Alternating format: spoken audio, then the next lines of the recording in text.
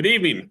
Back here at the man cave. I got my man Steve here in his man cave, and this is another Vikings recap for week number 9, or game number 9, I should say. Week 10 officially in the NFL, and the Vikings were victorious 12-7 yesterday, or I'm sorry, Sunday. We should have been doing this last night, but I was a little preoccupied with couple of things, including meeting Mr. Harry Smith, autographed helmet last night. I will be throwing those pictures up on social media once I get them, but very cool to meet one of my top 10 favorite all-time Vikings. But nonetheless, Vikings. That's awesome. Yeah, no, he was very cool. Shook his hand, got a picture with Mitchell and I with him. So very cool. Like I said, there's very few Vikings left on the bucket list to see. Randy Moss being one of them, and Chris Carter as well. Other than that, I think my top 10 Vikings, I've met a good majority of them, which is awesome. And my son's been there to do that as well. So, but Vikings win 12-7 in a stinker.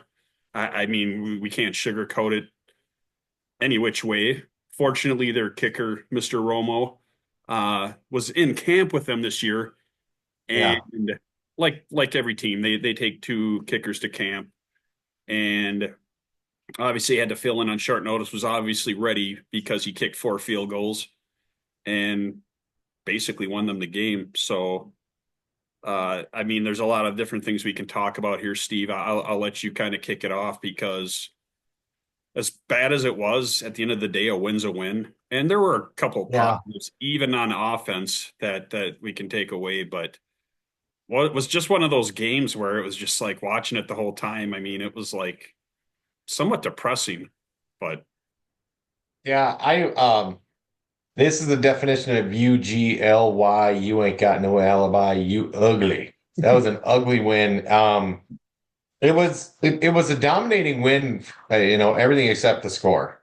yep. The biggest problem, we went 0 for 5 in the red zone. And, we got the 4 field goals. The defense was lights out. So that's, what was important. But I mean, some of these stats here are kind of ridiculous. We had 28 first downs to their 10. We had 82 total plays. That's ridiculous. 82 total plays, Yeah. 402 total yards, 10 drives, passing 233 yards. We only gave up 1 sack, um, rushing 169 yards. Time of possession. Penalties were a little bit better. What's that? Time of possession was ridiculous. I'm sure you're Oh getting my it. God, 42 minutes and 19 seconds is Yeah. what we had, and they had 17:41. So, I mean, this is one of those games that, when we were talking about in the other week about looking at the, halfway point kind of the season, we're going to win some that we should lose and lose one that we should win. We won this one and we probably should have lost it, to be honest with you. It was, our defense, and Mac Jones and Trevor Lawrence, you would think he'd be able to squeeze out maybe 16 points, a touchdown, 2 field goals, Yeah. but Mac Jones just ain't got it. And, big return of we had some of our guys come back. Cam Akers came up huge, especially Aaron Jones got dinged up a little bit again. Cam Akers comes in and is able to tote the rock, give us some good reps. Very good in pass blocking again. So I think that was really important. So yeah, it was ugly. I'm up. So I was up in the middle of the woods. I'm sitting in a deer blind, and my NFL Plus subscription wouldn't work. So I'm freaking out, just about ready, trying to be silent because I'm in the woods waiting for, the 30 pointer to show up. I just about threw my phone out the window, but I ended up having to go out and get a thing on Hulu because Xfinity wouldn't let me stream it because of licensing rules. NFL Plus is supposed to let me, and they kept saying upgrade your subscription. I already had, and so when I clicked upgrade, it's like you already have this subscription. I'm like, you know what, you all suck. So I went on Hulu and found it, and then I streamed it there. But I missed Sam Darnold's first interception. He was, man, that ball, he was just off. It's kind of like when a shooter is off, a golfer's just not hitting it clean. There's a lot of different things. In hockey they call it squeezing the stick. They're just not relaxing, letting it play. He was throwing the ball high. He was throwing the ball high. He was throwing the ball inaccurate. He was throwing it behind, and it just he just wasn't comfortable for whatever reason. Because at one point, the one interception he threw, I think he had almost 5 seconds to throw it. That one that that interception in the end zone, that was a scoop. That wasn't. But anyways, we're not getting any favors from the refs, but yeah, it No, was ugly, bud. It was ugly. We pulled it out. That's all that matters. Welcome to Minnesota, Mr. Romo. But yeah, it was an ugly ordeal. imagine there'd be a day where we were cheering for a Romo. Right?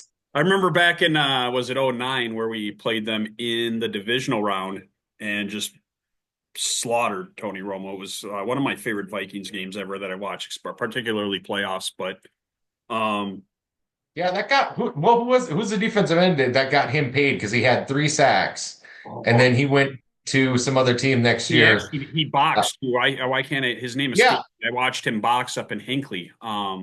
yeah, Oh yeah.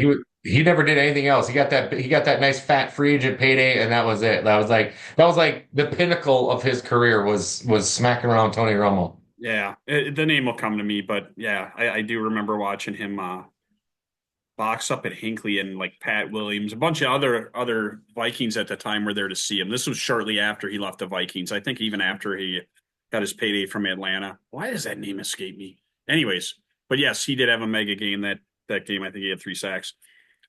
So I will dig right into my three takeaways. I mean, I could talk about Darnold all day, but I mean that'd be too simple. So I'll try to touch on a couple of other things. Yeah. Hopefully you can get those turnovers down because if you take one or two of them out of there, he didn't have a bad day. He moved the ball. We ran the ball well, but obvious takeaways aside, I will say Hawkinson. It was great to see him out there. I believe he had. Oh yeah. I think he had somewhere in the vicinity of 70 plus yards, maybe 7 catches, 70 yards, somewhere in that ballpark. But it was Yep. great to see what a part of the offense he was. And Oliver had a couple of nice grabs early. So I mean, Yeah. Did utilizing you see that one hander? He just like what? yeah. So I mean the tight ends are getting very involved in the offense. The run game looked good. So but Hawkinson back and himself was great to see. Um we talked a little bit about it, but John Parker Romo, that was huge. I mean, to get a Yeah. kicker, have to, go out there and basically win the game for your team because if he's a little off, and I know one of them was kind of close, but if he's Little off, little you lose that, sketch. yeah, but you lose that game. I mean, he came in there his first NFL game ever. I don't know what he's been doing since training camp. Obviously, keeping himself in shape and ready for the moment to come. Because, I mean, for your first NFL game to go out and score all your team's points, that's awesome. And I seen coach gave him a game ball afterwards, and I think he broke the team down, which is great. You know what I mean? Because we talked about it last week, our concerns with losing, not only our kicker but our long snapper. So come in there and basically win the game for them was huge. Last thing I'll touch on, obviously the defense altogether had an outstanding game, but the timely interceptions at the end of the game, it was interesting watching Mac Jones getting pissed off at his team and yelling at everybody and just having a hissy fit. And at the end of the game, when he had a chance to get them back in it and or take the lead, he's throwing, interceptions and being, to quote Denny Green, Mac Jones is who he thought he was. So we saw it with the Yeah. Patriots. So fortunately for us, Trevor Lawrence wasn't in there. It might have been a different outcome. I do respect Trevor Lawrence's game, but Mac Jones, fortunately, it played out like it did. But back to my point, those interceptions with Murphy and Bynum. Bynum, when we lost, I think it might have been to the Rams or even the Lions. A couple of angles and missed tackles and stuff, but I mean, he still comes up with timely plays. I mean, Murphy gets a lot of flack. Like it's one of those areas historically Vikings fans like to rip on our corners. I don't think that we've ever had a good corner in the history of our franchise. If you talk to 90% of the fan base, but Right. Murphy's coming up with clutch plays this year. Um, a lot of people consider the secondary, particularly the corners, the weakness on the Vikings defense. But I'll tell you what, that was a huge play. Obviously, the safety play, Bynum's had a good year. Harry still out there doing his thing. So, and we also had the timely fumble recovery by Harrison Phillips as well. So, uh, but yeah, that's my three takeaways. Defense, turnovers, Hawkinson's return to form, and then I don't know if they announced that this week. My assumption is Roma would get the special teams player of the week in NFC. I would think he's a shoo-in for it. I would assume so. I think the awards will come out tomorrow because there's voting today. But yeah, I would assume so. But with that, Steve, I will let you take it over and give us your bad MF for the game. Yeah, you know, it's like I talked about for a couple of weeks now. The difference that one player makes on your defense is Blake Cashman.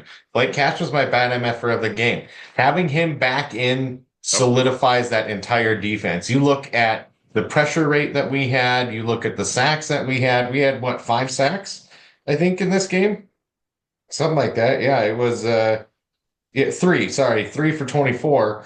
But even Mr. Cashman himself scored one of those sacks. He had 5 tackles, 3 solo, 2 tackles for loss. He was pressuring the quarterback. The big thing is though is that Cashman is so good on his drops, and I talked about this before. And at the risk of sounding redundant, he really is good at his drops. And what that does is that allows Bynum and Murphy and everybody in the secondary gives them just a little bit of breathing room, and it gives just that extra half beat to allow our edge guys and our blitz scheme to be able to get home. When we can't get home, yeah, our corners do get kind of torn apart because they can't hold up for 3 seconds or longer. They just can't. We've got to force quarterbacks to get the ball out in 3 seconds or less. And when we get that pressure up the middle and when we get that pressure off the edge, when these guys are coming from all over the place, Van Ginkel, oh man, did you see, yeah. he basically just ran up and just like straight up like bully style, knocked him down, stole his books, threw him in the snowbank, that kind of, just He knocked Mac Jones down. Van got brought Ginkel it just down. slapped him around. He slapped. It Yeah. would have been nice if he just, but then, he might have punched him in the gut and gotten a penalty. So, Oh God, yeah, probably. It was, it's ridiculous nowadays. But Blake Cashman, my bad MFer. This guy, when he's in the lineup, our defense is better. Ivan Pace Jr. was a better player yesterday because he didn't have to wear the green dot and do that stuff. You saw everybody else. This was he had a sack too, our didn't he, defense Pace? was. What's that? I think Pace had a sack too, didn't he? Yeah, Ivan Pace did get one. Ginkel got one, and then Cashman got one. Yeah, Should have yeah. had two, but he whacked him in the face a little bit, Yep. which apparently against Mac Jones you can't do. Right? You can't do that. Only Sam That Darnold can you hit him in the Sam head and grab Darnold, his mask. you can hold him up, slap him around, call him Susan, whatever you want to do. But Mac Jones, no, that's a no. You can't do that. But yeah, Blake Cashman, he makes our defense better. His experience, his ability to cover in the drop, his ability to disguise. It's just an extra element. Our defense was as good as it was yesterday. We held them to just flat garbage, 17 minutes total time of possession. And Jonathan Grenard didn't get one pressure. And Yeah. he was he was number one. I don't know if he still was up until this last game for pressures in the NFL. Our defense was that effective with Cashman being back in, that we were able to create opportunities for other people. So Blake Cashman, hopefully we keep going. A secondary shout out to Cam Akers. Like I said, Aaron Jones gets dinged up, and because of getting Cam Akers back, our offense can keep humming. We can keep pounding it. Cam Akers is pretty good in pass block. He's a decent receiver out in the swing game. And then you saw that when they did put Ty Chandler in for Cam Akers, he was a little bit more effective because, Akers was still continuing to pound on that. We weren't one dimensional.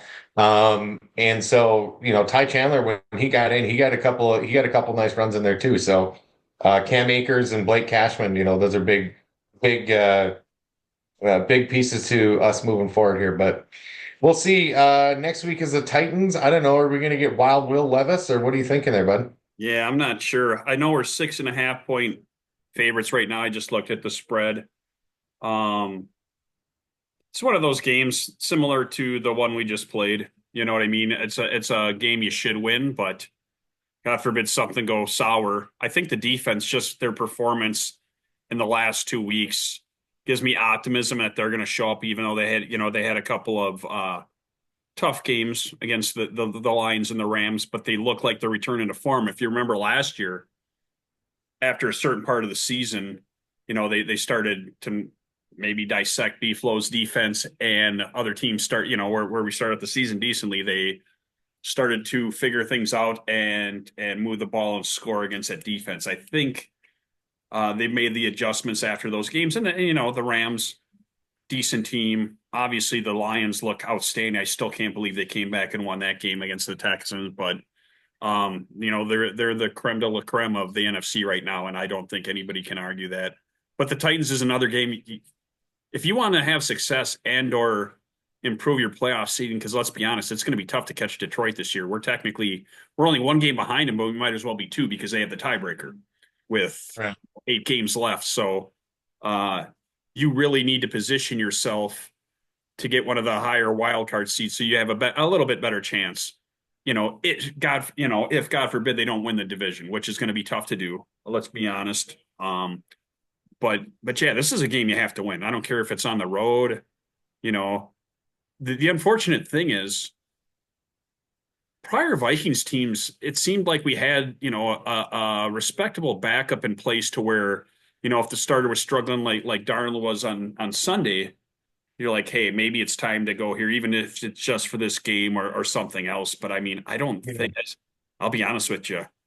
You kind of got to live by the sword, die by the sword with Sam Darnold this year. I don't want to see nothing. I don't want to see Mullins. I don't even know who's behind Mullins. It doesn't really matter, to be honest with you, because yeah, Rippon.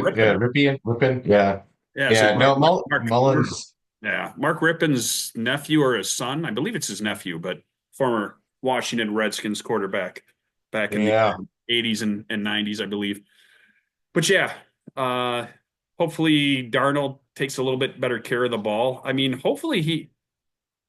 I'd really like to see him and Addison connect and get on the same page because I swear it's just been difficult watching the two of them this year. They're just, how many times he's missed him or didn't see him, or overthrew him or underthrew him. So we'll see what happens. But, at the end of the day, a win's a win. We'll take the 12-7 win and hope for good things to come on Sunday. I I think the hockey analogy is probably best with Sam Darnold right now. He's gripping the stick too hard, just really hanging on. Like he's trying not to make mistakes. You can see him trying to, the first 5 games, he was just out there slinging it, right? He really wasn't, getting too stressed out. But I think, the later in the season, we had 2 games that we dropped, but we didn't have Blake Cashman both those games. I'm going to call it that we didn't have Blake Cashman. We scored enough, I think, to win both those games. We just didn't have the defense. But anyways, I think they just got to sit Donald down, give him a bit of a hug. I don't know, have him talk with somebody about some relaxation techniques. I don't know, what is that, anger management, goose faba, or what do they have? Is that what they say? In anger management with Adam Sandler um, you know, Nick, what's his name? Jack Nicholson, he's got to calm down and he's got to go through and, really relax a little bit and just let the game come. Don't try to force it. Just take whatever's open. I'll take a 5-yard check down, and just keep the chains moving. Just don't give up the ball. Yeah. Those two of those interceptions, it could have been even a better day for Romo because if we don't give up 2 of those possessions in the red zone, now we're up another 6 points. It's 18-7, right? Now he is for sure special teams player of the week because he kicked 6 field goals. So I mean, he's just got to manage the game. We don't need him to go out and necessarily win the game for us. Just go out and manage the game. Take care of the ball and just take it easy, So I don't know. We should beat the Titans, but it'd be a very Vikings thing to do to lose to the Titans as well. So we'll wait and see. No doubt, no doubt. And if I'm not mistaken, the following week they're at Chicago, who's really starting to implode. So I mean, you got a bunch of winnable road games in a 3-game stretch here, 3-game road stretch here. Yeah. It'd be nice for them to come out of there because the competition gets a little better. I know I think all of us had talked about, and we talked about it with Brian, the Bears. I mean, we always seem to split against them, and we always, no matter how good we are and how shitty they are in any given season, we always lose one to them. And generally, it's in Chicago. For whatever reason, we have a tougher time winning in Chicago than we do Green Bay, and Yeah. I just don't get it. But yes, this weekend, hopefully they come out with the victory and sitting at 8-2 and on the heels of the Lions. So we'll see. But appreciate you joining, Steve. I know I will see you tomorrow night. We will do our weekly Wolves segment. A Yep. couple of interesting things there, and I'm guessing after Sunday nights, they play here shortly. I'll be watching that in the Cup. Yeah. Half hour here. Yeah, first game of the Cup, but I'm sure a lot of the conversation tomorrow will be surrounding Sunday's abysmal performance against Jimmy Butlerless Heat. But we'll save that for tomorrow night. All right. Yeah. All right, Appreciate buddy. you, friend. Thanks everybody for watching. We'll see you next week for the Vikings, and hopefully we'll see some of you tomorrow night for our Timberwolves Weekly. Have a good night.